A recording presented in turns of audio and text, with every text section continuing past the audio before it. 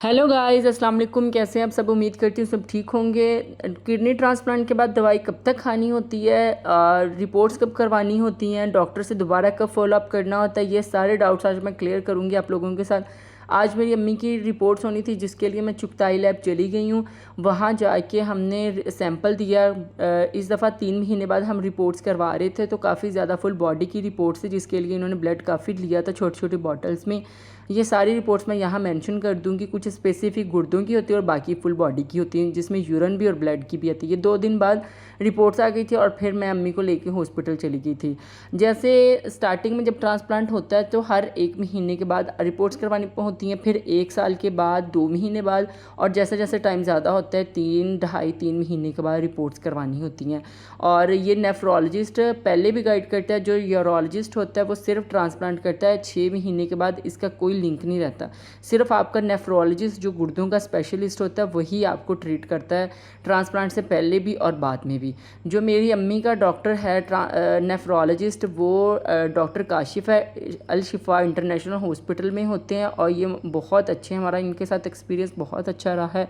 हम स्टिल 5 साल से इनके पास हैं। ट्रांसप्लांट से पहले जब डायलिसिस होते तब भी और अब भी।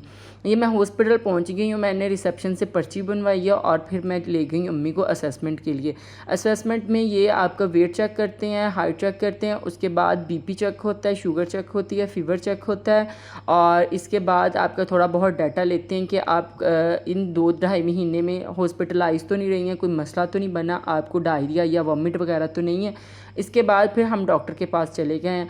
वहाँ जाके सारी रिपोर्ट्स बताइए। कुछ सिम्टम्स थी अम्मी के पाँव में दर्द होना या कमज़ोरी होना, तो ये सारी वजूहात जो भी थी अम्मी ने सारी डॉक्टर के साथ शेयर की हैं और डॉक्टर ने फिर अम्मी को अच्छे से चेक किया। इसके अलावा आप लोगों का कोई भी सवाल हो या कुछ आपने पूछना हो तो लाजमी कमेंट करें, मुझे सपोर्ट करें। मुझे आप लोगों की सपोर्ट की बहुत ज़रूरत है और मुझे लाजमी सब्सक्राइब करें।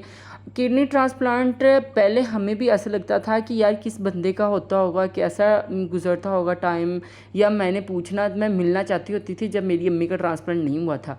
लेकिन अब ट्रांसप्लांट हो गया है तो अल्हम्दुलिल्लाह, ये कोई बहुत बड़ा कोई ऐसे नहीं है मैजिक के, ये बहुत आम सी बात है। आप अपने प्यारों का ख्याल रखें।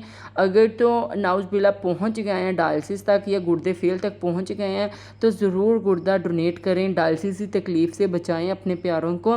ये कोई बहुत बड़ा काम नहीं है, ये आपके प्यारों की ज़िंदगी में इजाफ़ा करते हैं। अल्लाह ताला ने 2 गुर्दे दिए इसलिए कि आप एक डोनेट कर सकें।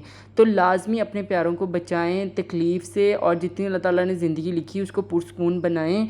ये अल्लाह ताला सब के लिए आसानियाँ करें। फिर हम डॉक्टर से चेकअप करवा के आ गए थे घर की तरफ। आप लोगों का कोई सवाल हो आप पूछ सकते हैं। मिलते हैं कल, तब तक के लिए अल्लाह हाफिज़।